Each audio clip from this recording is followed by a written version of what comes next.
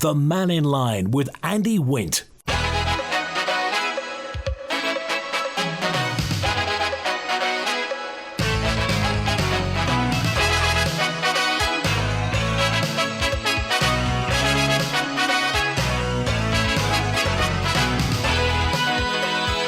Faster my good afternoon. Welcome to Mannin Line on My Chree Radio. Open line through till 1, so call, text, email and WhatsApp.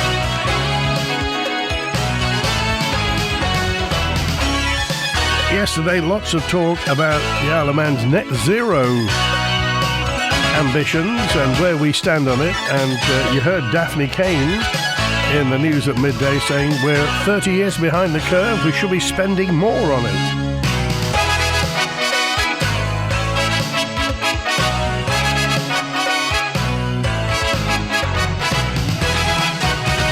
So what do you think? Text, email, call, WhatsApp. Just a quick word in Mannin Line. Being a Friday and it being our 50th anniversary year, we always look into the past. And retro today, well, one of the greatest Manxmen is going to be on. After Mannin Line today, there's an archive interview. David Callister talks to Howard Simcocks, war veteran, and, well, that's doing him a disservice. So many strings to his bow. Howard Simcocks talks about his experiences in World War II. What a tale. Yesterday, says John, the steam packet announced that Manxman wouldn't be doing an overnight run to Heysham due to tidal conditions at Heysham Port. But a marine tracking site shows the My Chree did in fact undertake an overnight run, arriving in Douglas about 5 o'clock this morning. It would have been helpful if the steam packet could have informed Manx Radio, so you could have informed listeners that freight, including perishable food and newspapers, had arrived and will be in the shops in the morning. It's become a lottery going to the shops to see if the shelves are full or empty. It's okay for me. I'm retired and I live close to a supermarket. But it's not easy to guess when going to the shops for those people who have other commitments, such as a job to go to and children to shuttle to and from school. Mr. Cannon sounded complacent, I thought, when he shrugged off unreliability of deliveries by saying we coped with worse in the past. It's rumoured that the steam packet has in fact got a public relations department. Perhaps they need to emerge from the imperial bunker at times like this. Thank you, John. Thanks also to WhatsApper who dropped me a note, and this was concerning the story we were talking about yesterday. More today. Stu Peters is completely wrong about what the Isle of Man contribution is by installing a wind farm. It's only a drop in the ocean. Stu Peters says it still makes a difference, says Big John in Ramsey. It makes a difference, although only small. We're helping collectively, as are other countries, to slow down climate change. We have a moral obligation to future generations to contribute to change. I think Mr. Peters' comments are selfish and short-sighted. Angry, demoralised Big John in Ramsey. MHKs who voted against a Tynwald motion to recognise the role that the net zero targets play in strengthening the Manx economy, this is. So it's good because there's money in it.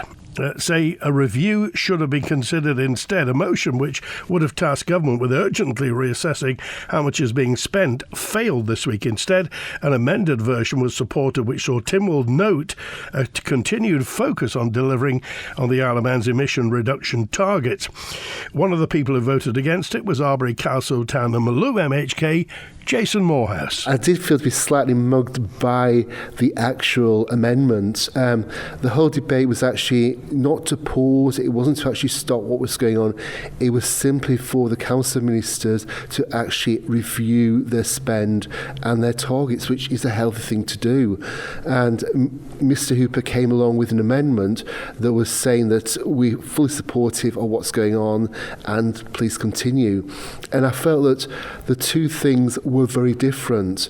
I stood up and said, I would like there to be a review, not a pause, not a stop.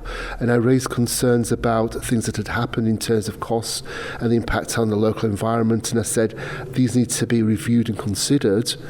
And then we had the choice of, do we actually go with continue as we are? And I thought, no, I'm not prepared to accept that. Even though that is the underlying essence of Mr. Peters' motion, I thought to actually get us all to walk through the doors and say, hurrah, this is fine as it is, was wrong. So, with the actual amendment in hand, thinking, yeah, I do agree that we should continue, I pressed the red button thinking, no, I'm not going to be just forced down this alley of supporting this because it is here in black and white, it is the right thing to do, but the priority during that motion was to have some form of review, not to pause, not to stop, but to continue as we are with a review. And I felt a bit cheating in some respects. So, yeah, but I did feel it was going too far to actually say continue as we are. Jason Morehouse, that was, talking about the Tynwald motion to recognise the role that net zero targets play in strengthening the Manx economy. Well, the former chair of the Climate Change Transformation Board says she doesn't believe government has spent enough money on the move to net zero. Daphne Kane MHK, of course, one of the Garth MHKs, has described the island as being 30 years too late to the party. £40 million was allocated to the board 2 years ago, and much of it is still sitting there in the till. We haven't spent it.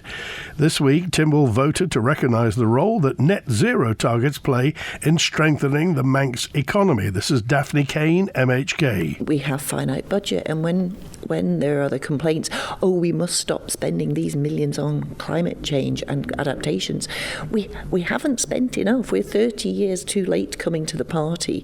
Trade law indeed, but now we know all the evidence is there, the science is there, what's happening, and it is having an impact.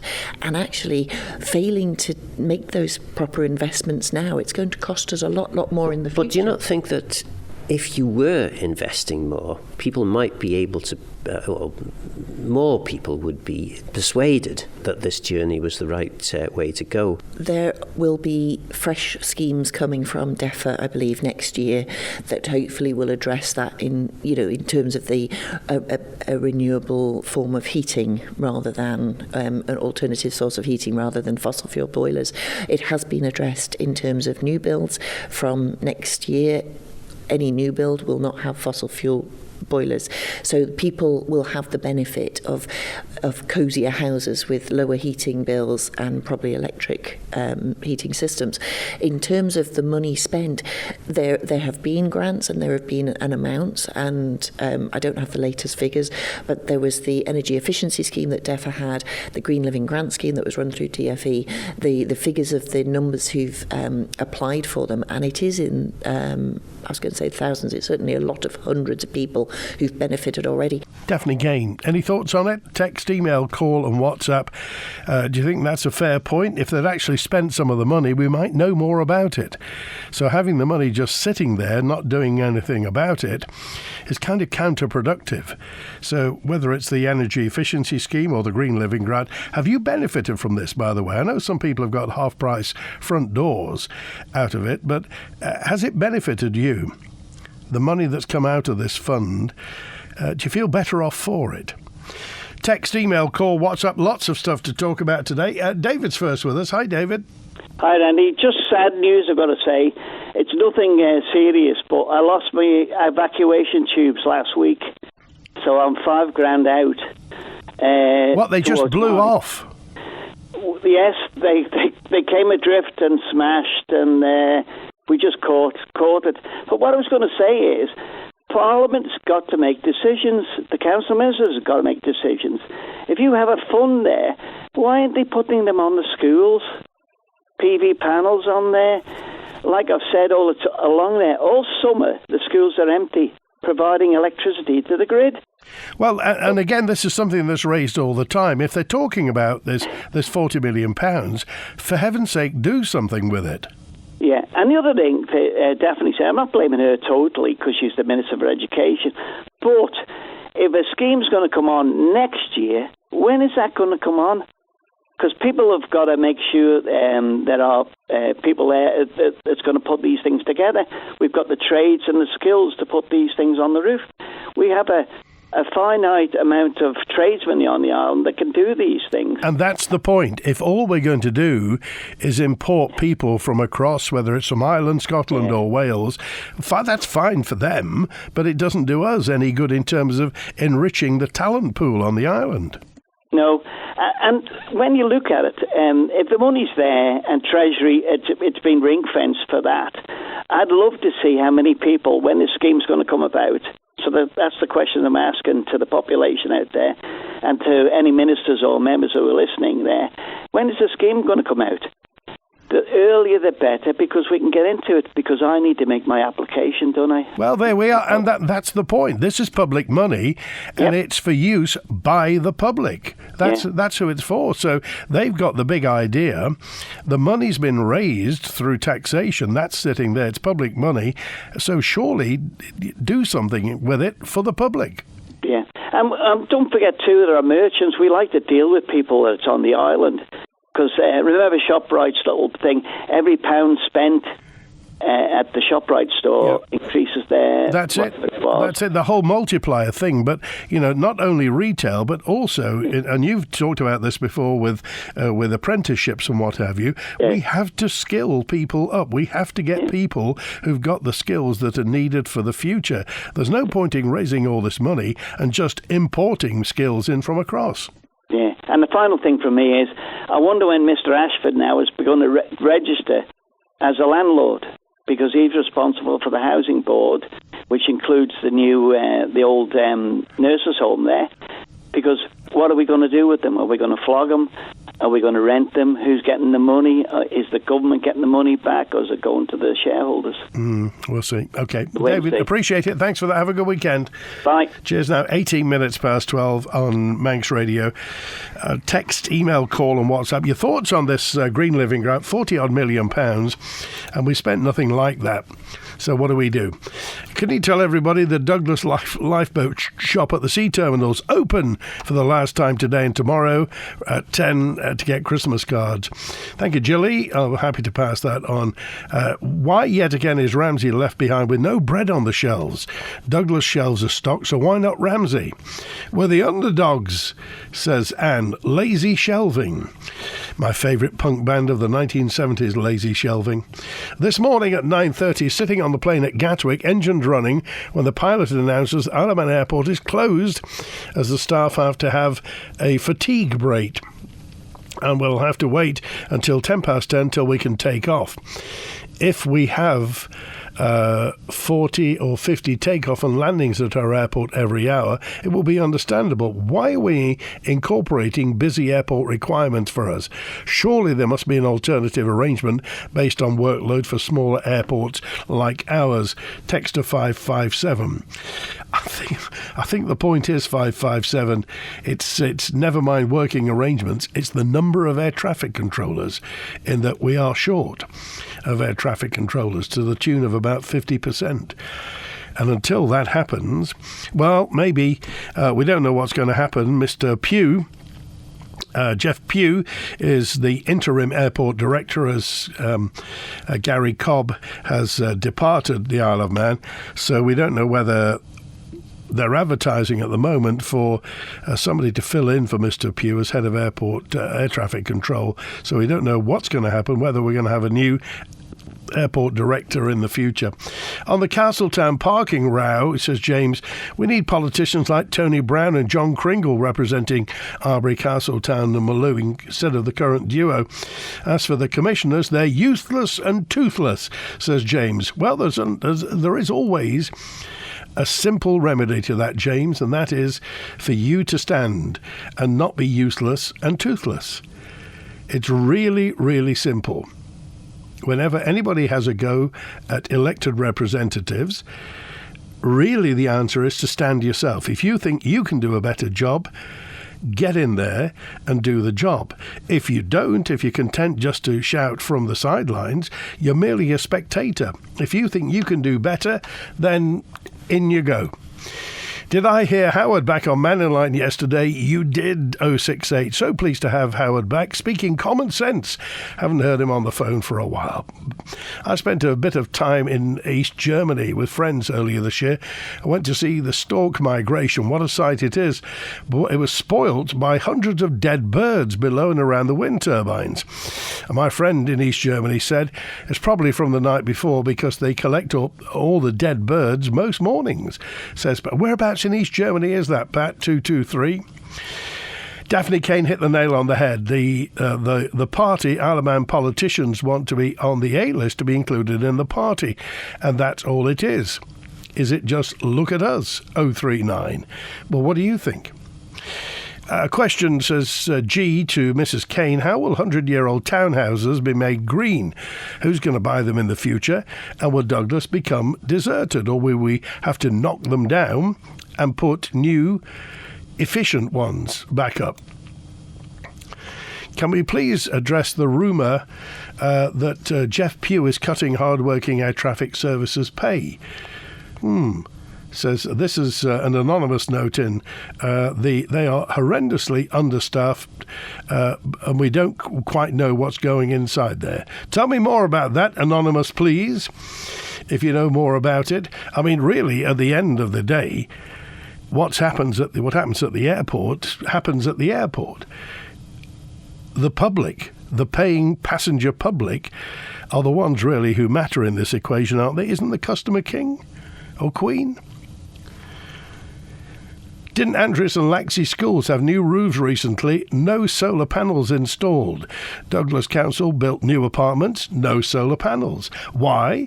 Every new build should have solar panels. They've been around since the 1980s, and they do work in our climate, says 068.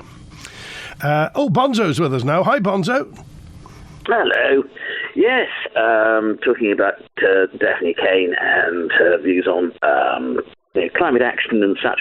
Yes, I mean, she is right. It would have been much easier and rather less expensive if we have actually thought about these things, not sure about 30 years ago, but certainly 20 years ago, whilst we were doing other things, and also, of course, whilst we still had money, so that we could actually do things about it.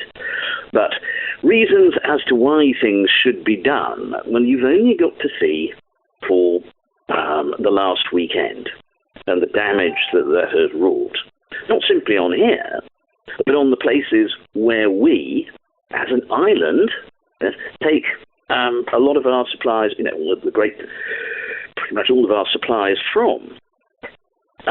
You look at Heysham, for example. Now, I gather, you look at Holyhead.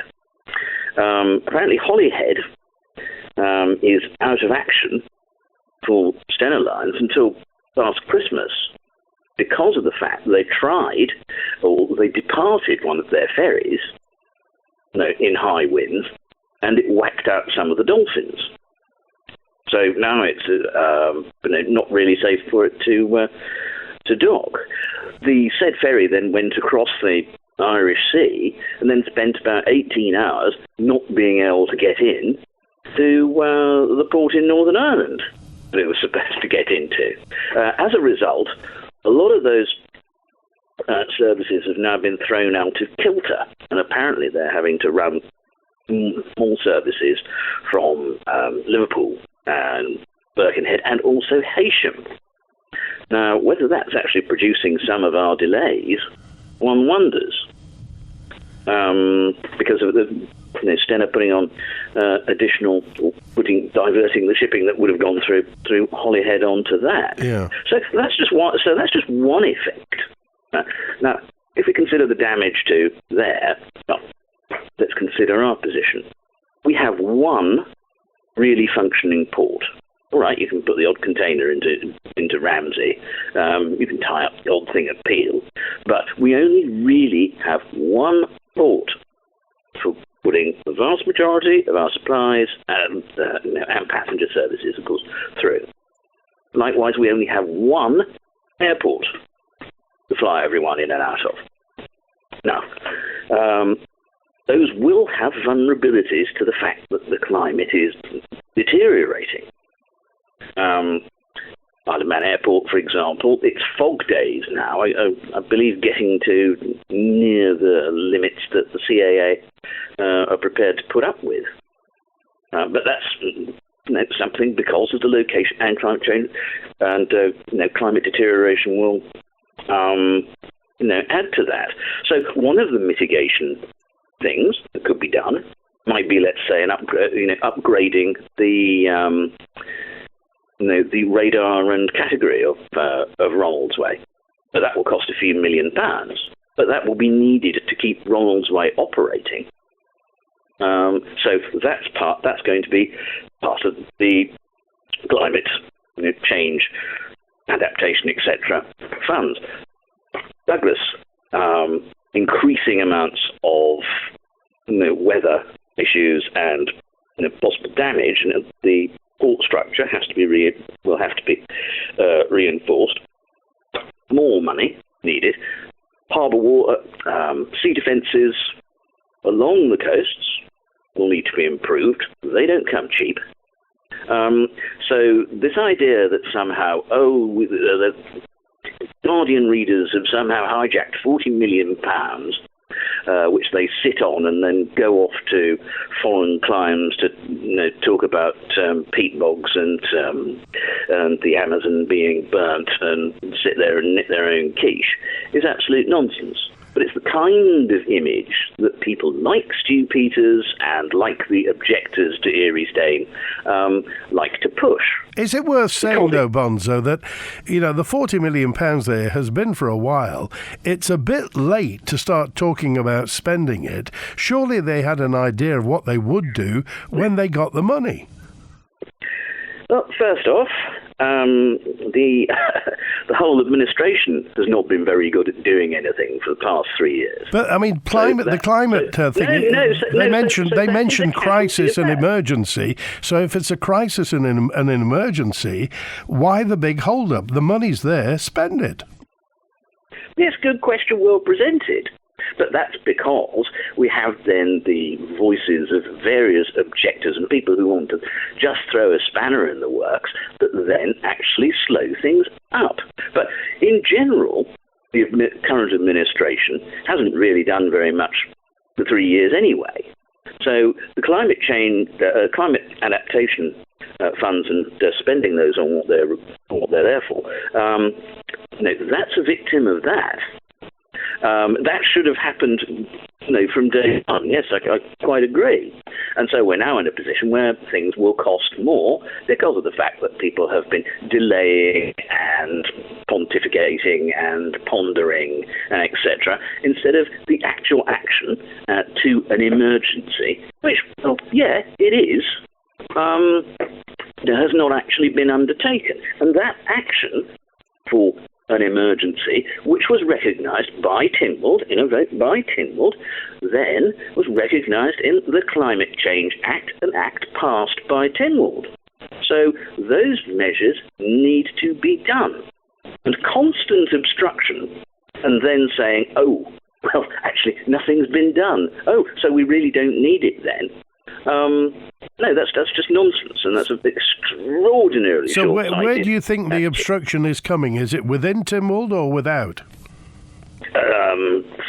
Possibly more without.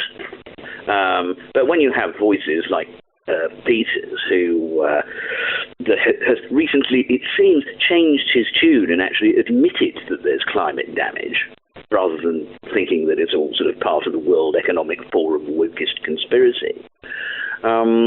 When you have people like that, and you have people like the Erie Stain people, and when you have people like Paul Burgess being brought across to spout misinformation and complete nonsense, that unfortunately then plays into the view, and people then get their constituents coming up to them and saying, no, it's all rubbish, it's all nonsense, and then you get people phoning into this programme going, it's all rubbish, it's all nonsense, it's a conspiracy, and that drip, drip, drip, drip, drip is what then puts the kibosh on, restricts, delays climate action, which is of course what such people want. So how can government cut through this?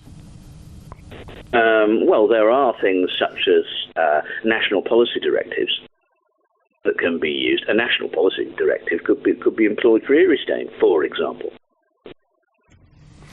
Okay, all right. Bonzo, we appreciate it. Thanks for calling. Have a good weekend. Okay. See you then. Good to hear from you. 29 minutes before 1 on Mannin Line today. Merry Christmas from everyone at Laxey School. Hello, this is Doug Farragher.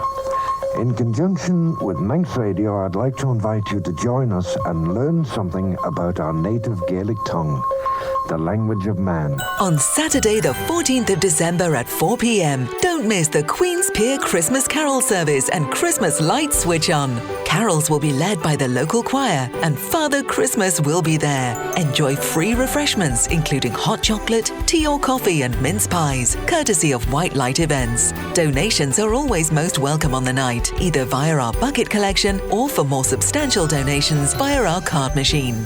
This audio has been kindly sponsored by Paul Carey & Sons.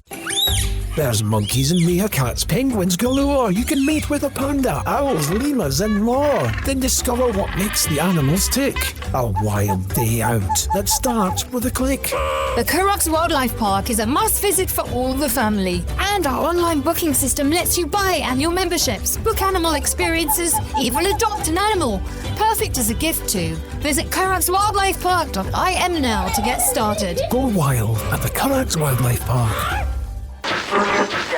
We interrupt this broadcast to inform all our listeners about the huge range of bathrooms and showers on display at Pacesetter. Yes, you all know that Pacesetter is known as the island's largest tile store, but I'm here to tell you that their bathroom displays are truly inspirational. Visit Pacesetter on Harris Terrace, where you'll discover a fabulous collection of stylish bathrooms. There's something to suit everyone, with design available. Pacesetter bathrooms and showers to show off about. Feel the magic of Christmas at Robinson's. We're excited to bring you A&J Butcher's premium meats for your holiday feasts and Ross Bakery's mouth-watering fresh bakes. Shop succulent seafood, seasonal local produce and real Christmas trees to make your home festive. Plus, stop by the Flower Bar in our showroom for stunning holiday blooms. With everything you need under one roof, Robinson's is your go-to for quality, freshness and Christmas cheer. Visit Robinson's Cool Road today and let the celebrations begin. 2 weeks on from a late defeat last time out, FC Isle of Man will be looking to grab the chance to bounce back this weekend in the NWCFL Premier Division. Back at the Bowl on Saturday, the Ravens host a Stockport Town side who beat their Island hosts earlier in the season. Join me, Rob Pritchard and Tony Mepham for FC Isle of Man versus Stockport Town, kicking off at 6 p.m. this Saturday. Manx Radio will be bringing you full live match commentary on our DAB and AM 1368 channels. Live coverage of FC Isle of Man on Manx Radio is supported by Selton, investing in our community. The Mannin Line with Andy Wint. 26 minutes now before 1. Hi, Steve. He said, why do you continue to speculate and doom-monger about potential costs of energy via renewables with your 29p mantra? Yet you don't mention the actual real massive energy price rises that happened in 2022 due to the gas price increases. Surely you're there to be neutral on important topics like this, but you come across as very biased in the direction of climate change deniers. Thank you, Steve. Your perspective, of course, it's your opinion, and we appreciate it. My point about 29p is they've always talked about cheaper electricity. So please keep your eye on 29p. So what we pay at the moment, 29p per kilowatt hour. Nobody is saying how much it's going to be in the future. Now, is that wishful thinking, a leap into the dark, or is it policy? 29p per kilowatt hour. Doesn't Daphne Kane know that Manx electricity is made from gas? Winterfest last night portrayed the government very well. So do the people who oppose Stu Peters think we don't have an economic problem on the Isle of Man? I'm assuming that that person's lucky enough not to need a doctor, not to have children that need educating. I assume he can afford the increases that are set to happen as our electricity prices rise. Also, says Teresa, he doesn't live in an area that's likely to flood when whole areas of forest are decimated to accommodate accommodate wind farms. Money that's set aside could be used to get the economy kick-started rather than being wasted at a time when the success of wind farms is questionable, says Teresa. Steve, by the way, that was Teresa's. I'm just reading it out. If sometimes I read things out, it's not my opinion, it's other people's opinion. And still no change at Ramsey Beach. There are some steel reinforced bars pushing through the sand just past the Iron Pier. Is this true? Let's get to the lines now, and I want to go to, let me see, it's Eddie, I think, first with us. Hi, Eddie. Hi, you all right, Andy? Very good, thanks, yeah. Just want to point out that I've had numerous calls this morning. People out here have pointed out, I don't want to keep coming on all the time, but there's an awful lot of very frustrated people out here about this Dafty Kane, they're calling her now. And you've just had the curlew man on, haven't you? Saying about we're going to need updating at the airport. We'll only need updating if the wind farm goes ahead. Let's just put that right. We'll only need other things, infrastructures, if it goes ahead. The whole point of all this is, just to sum up things from my point of view, this, not just all the other people that tell me about it, but I've spent 50 years working on the Isle of Man. All my taxes are now being wasted, in my opinion. And there's an awful lot of other people out here that are not happy with the way our government are just wasting our taxes. We built up a surplus for this Isle of Man, and we want it spending rightly. And the wind turbines are not the right way. There is something very, very suspicious. This is what everybody says out here. That there's something very suspicious about it. We're only one track, and I keep pointing this out. There is no such thing. I think you point your 29-point thing out, don't you? Well, the Isle of Man, it's the figure I always give you is 0.8 of 1%. Now, whatever we do, that's the effect that it will have. That's our little percentage. And I keep also mentioning the likes of America, the biggest economy in the world. They're going away from it. Germany are going away from it. They're opening mines left, right and centre. Australia, mines, gas, oil. You just had the 29, COP29. You've had the plastics thing. Nobody is taking a blind bit of notice of what we should be doing to help the climate change. And a lot of it is because we won't have any say in it at all. The world is too big. Mother Nature will dictate what happens in this world. And the amount of pollution that's going in, the rest of the world is not even taking a blind bit of notice. Plastics, we all know, is one of the worst things that can happen. Right? But we just had a conference for the whole world to do it, and not one of them agreed to cut down on plastics. Right? So the Isle of Man wants us, the taxpayers, to spend millions and millions, and then Dafty Kane wants even more spending. I don't want a penny of my taxes spending on waste, because this wind farm, if it ever goes ahead, I mean, it's going to have an awful lot of opposition. You've heard the local threats about Fualoo starting up again and things like that. We're going to take you to court. Simple as that. That's the government's, not the message from us, the Eristane people. But they are just heading down the road of confrontation. If anybody sets up a massive protest group, I'll be the first one to join, I can tell you. Okay, all right, Eddie. It's mad.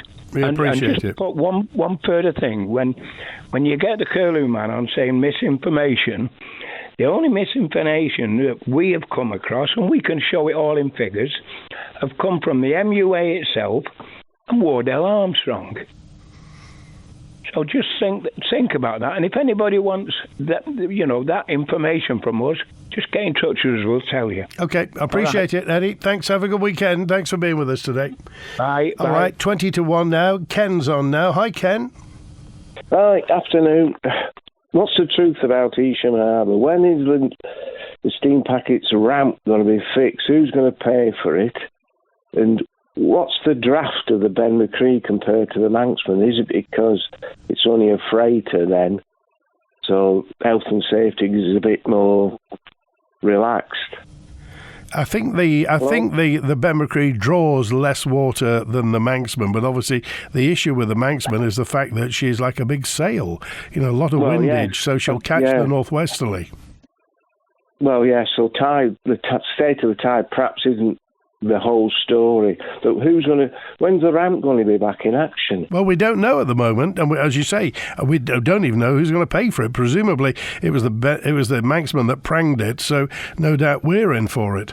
Yeah. The next thing is being green. Being a gas customer, of course, I think they're still advertising on your station, a company, saying, go on to gas, and get rid of your oil tank for free. But are they in if they have a committee on discussing how we're going green or not, it just seems a bit, strange. I'm not a green man, you see, so it's, we produce electricity from gas. Simple as that. Okay, all right. Appreciate it. Thanks, Ken. The third thing is about the Speaker's thing about the budget. It's all or nothing. You can complain about things, but you have to vote for it. Just seems mad. Okay, all right. Thanks, Ken. Have a good weekend. Bye. Cheers now. NFU Mutual Insurance in Douglas would like to thank all of our existing customers for your continued business throughout this year, and we look forward to serving you further into the coming new year.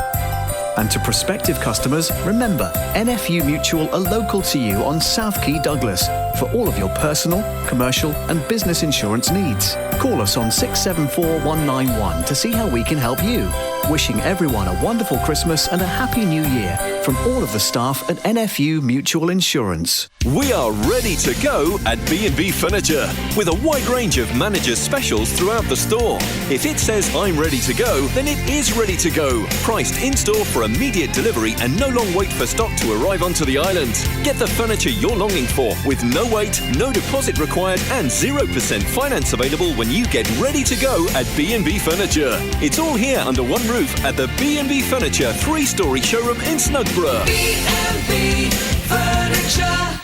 I'm detecting a cyber attack on our client's systems. Okay, analyse the incident and ensure any malicious activity is blocked. Okay, our response tools have automatically blocked the attack. Great, I'll put together an incident response plan.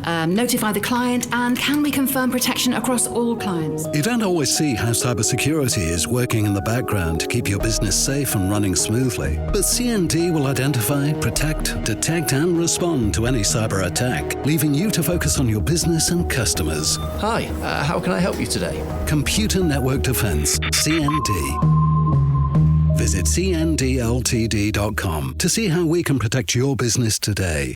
I've got Mum a really special present this year.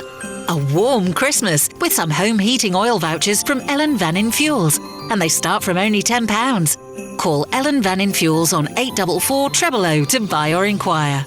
The Mannin Line with Andy Wint. It's 16 minutes before 1, and former MHK Minister Chris Robertshaw's on now. Hi, Chris.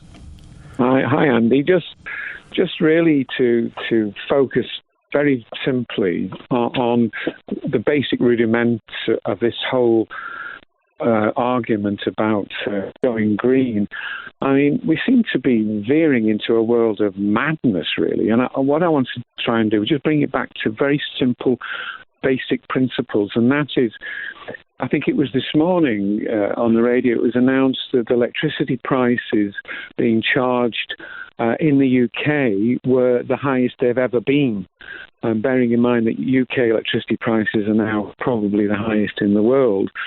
The situation the UK is getting itself in, with its hot pursuit of, and this is the important word, intermittent renewables, is both downright dangerous and hugely irresponsible, and future people looking back at what's going on at the moment in the future will just be agog at the irresponsibility of it all. Frankly, Andy, you captured it well when you asked the question, still to be answered, what is the future unit price going to be of electricity on the Isle of Man? Point is, it's all well and good pursuing renewables, just so long as, hand in glove with that, you have got a very strong and firm focus on where your base load comes from. Because if you don't do that, we're running ourselves into the most appalling future where electricity prices will be incredibly volatile. And we don't need to look any further than what's happening in the UK now. And are we seriously just going to go, oh, well, we've got to follow this law and this rule and that rule? It's about time our politicians put their thinking caps on and acted more responsibly. Maybe they don't care because maybe they don't want to be re-elected, and maybe even if they do get re-elected, the chickens won't come home to roost thoroughly until maybe 5, 6, 7, 8 years ahead. Well, shame on them, because there's no guarantee of future electricity prices being sensible. And 2, they have not in any shape or form, as of now, explained how we're going to get reasonably priced electricity when the sun's not shining and the wind's not blowing. So I simply support your question. What is the unit price of electricity going to be in the future when all these renewable investments go in? That's all I really wanted to say, Andy. But Chris, at the last general election, most of the candidates were talking. Green agenda was the top of their manifesto, and the public voted for them. So presumably, the voters thought that the politicians knew what they were doing. So for you to suggest that perhaps they don't gives cause for alarm. Well, then I hope my cause had some point, because I am alarmed. I am really, really worried. I mean, I'm getting on now, but what's the world we're creating for our children, our grandchildren? And it's not a good one. And I don't think our politicians know what they're doing. I genuinely don't know what I genuinely think they don't know what they're doing. If I'm wrong, that's fine. They can tell those of us who are concerned, where's the base load going to come from? In other words, where's the electricity going to come from when intermittent renewables aren't available? And what is the price of that going to be? At the moment, we've got complete silence and this, pretty pathetic pursuit of, oh, well, we've got to recognise the complications and difficulties of climate change. If they're actually going to do that responsibly, then they're going to deal with those questions. Where's the future baseload going to come from, and how much is it going to cost? And until such time as they do that, then they are absolutely failing in their duty, Andy, and I am very, very concerned indeed. Okay, Chris, appreciate it. Thanks for calling today. Have a nice weekend. Bye-bye. Good to hear from you. And let's go to Diane, who's with us. Hi, Diane. Hello, Andy. It's nice to see that you're back. Thanks. And you sound okay, as if you're well. Thank you. I'd want to read this out. It's an official paper. I have a pension from Bath and North East Somerset, which is called the Avon pension, because I worked for the social services. Right? So I get this official what my pension is and what blah blah blah. So this is an official paper. This isn't something somebody's dreamed up.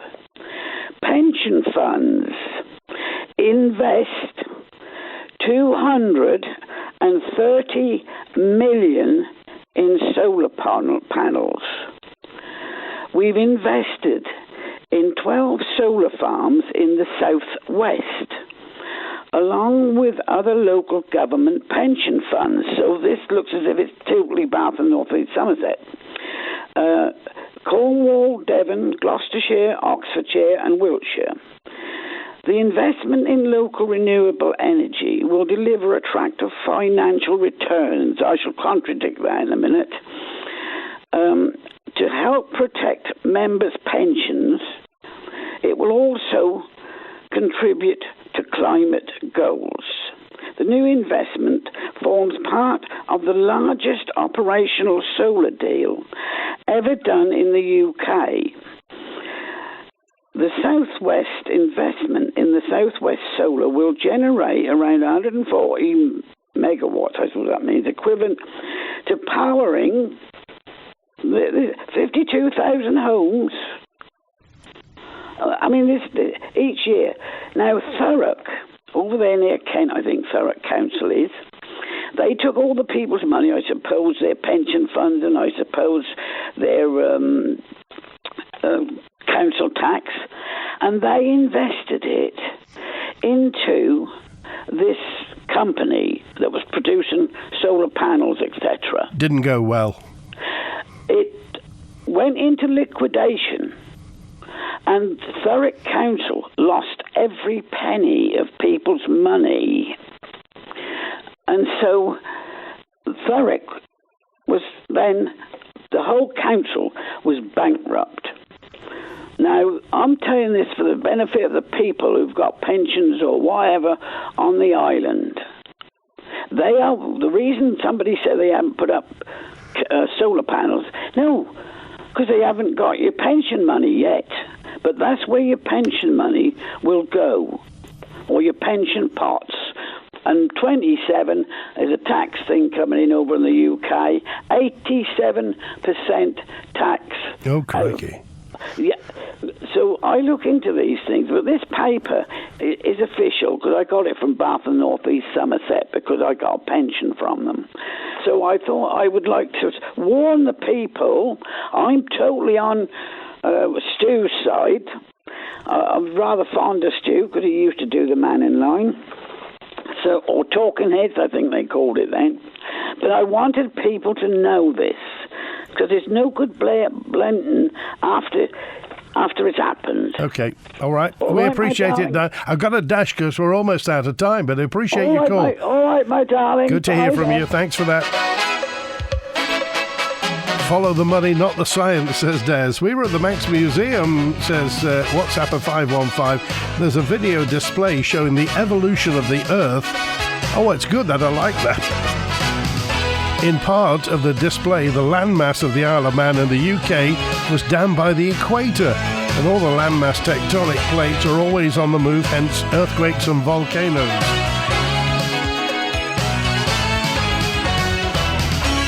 I think a simple letter from the Chief Minister to President Netanyahu and President Putin and ask them to stop bombing them, they'll listen. We as a small island can be doing our bit for reducing climate change, or can our government not afford the cost of 2 stamps, says Brian. Well, that's it. Thanks for your contributions this week. We're back with another open line on Monday. Next Thursday, the Chief Minister is on Mannin Line. WINT.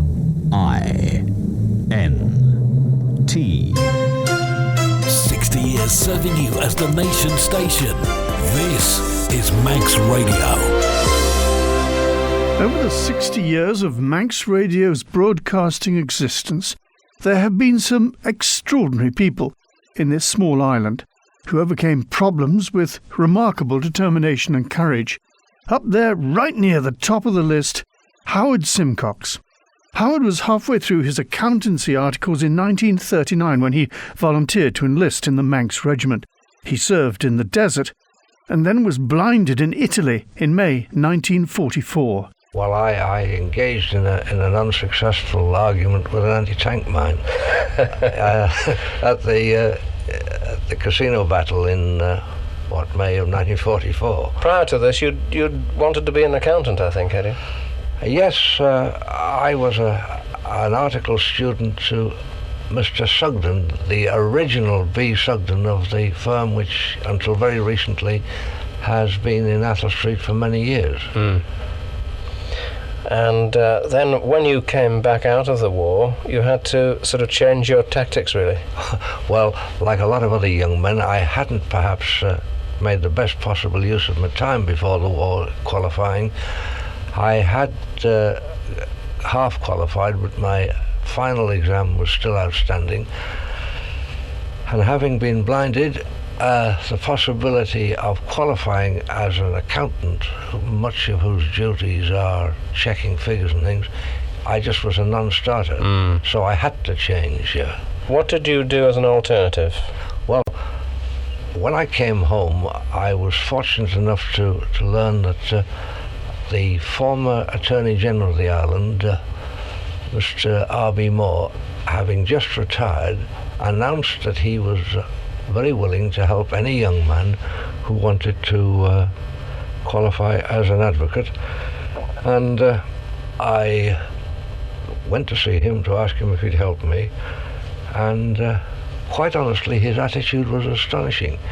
Amongst a welter of rather sympathetic soft-heartedness with which I was surrounded at that time, people who felt very sorry for me but could see no hope of my doing anything, Ramsay Moore took the situation in his stride, and it's due almost entirely to his generous and far-sighted action in putting me under his wing at the time that I was able to qualify as an advocate and get myself into the real world, which is the real problem of a man who found himself in the position I was in. I lost my eyes actually in the explosion, so I live in what people would think total darkness. Actually, of course, I don't. I invent some very high quality scenery for myself. Part of island life for 60 years. This is your Manx Radio.